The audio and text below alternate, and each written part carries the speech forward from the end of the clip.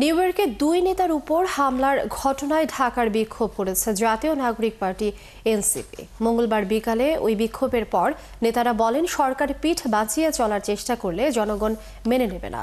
অন্যদিকে সংবাদ সম্মেলন করে দলটির আহ্বায়ক নাহিদ ইসলাম ওই ঘটনার জন্য দায়ী বাংলাদেশি কর্মকর্তাদের বিচার দাবি করেন। আরও জানাচ্ছেন সাইদুজ্জামান সাকিব। জাতিসংঘ অধিবেশনে প্রধান উপদেষ্টার সফরসঙ্গী এনসিপির সদস্য সচিব আক্তার হোসেনের উপর নিউ ইয়র্কে ডিম নিক্ষেপ করে নিষিদ্ধ আওয়ামী লীগের নেতাকর্মীরা। একই সঙ্গে হেনস্থা করা হয় দলটির আরেক নেতা তাসনিম জারাকে। এর প্রতিবাদে ঢাকায় বিক্ষোভ করেছে এনসিপি। বিক্ষোভ মিছিলটি জাতীয় জাদুঘরের সামনে থেকে শুরু হয়ে বাংলা মোটরে দলটির কেন্দ্রীয় কার্যালয়ের সামনে এসে শেষ হয়।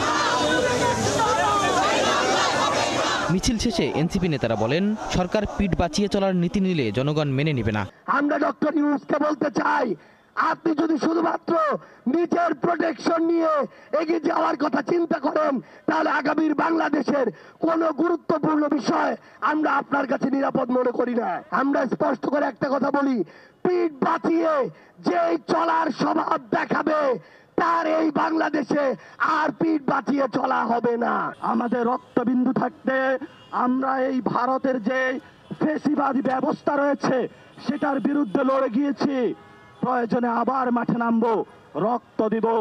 বাংলাদেশের মানুষের অধিকারের প্রশ্নে আমরা কোনো ছাড় দেব না। দুপুরে সংবাদ সম্মেলনে এনসিপি আহ্বায়ক নাহিদ ইসলাম ঘটনার সাথে সংশ্লিষ্টদের গ্রেপ্তার করা সহ 3 দফা দাবি জানান। গতকালকে ঘটনার সকল হামলাকারীদের চিহ্নিত করা এবং অবিলম্বে গ্রেফতার করা। নিউ ইয়র্কের কনসুলেট জেনারেলকে অবিলম্বে পদত্যাগ করতে হবে এবং ঘটনার সম্পূর্ণ তদন্ত করে নিরাপত্তা প্রদানে ব্যর্থ কর্মকর্তাদের শাস্তিমূলক ব্যবস্থা নিতে হবে। দ্বিতীয়ত, ফ্যাসিবাদের জমানায় নিয়োগকৃত আওয়ামী দোসরদের ফরেন মিনিস্ট্রি থেকে অপসারণ করতে হবে।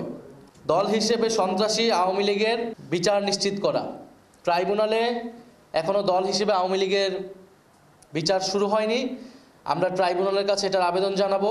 এ সময় ভারতীয় গণমাধ্যমে এনসিপিকে নিয়ে করা বিএনপি মহাসচিব মির্জা ফখরুল ইসলাম আলমগীরের মন্তব্যের জবাব দেন নাহিদ ইসলাম। যদি আওয়ামী লীগকে পুনর্বাসন করার রাজনীতি এখন বিএনপি গ্রহণ করে থাকে, তাহলে সেই রাজনীতি বিএনপির জন্য কাল হয়ে দাঁড়াবে। সাইদুজ্জামান সাকিব, ৭১, ঢাকা।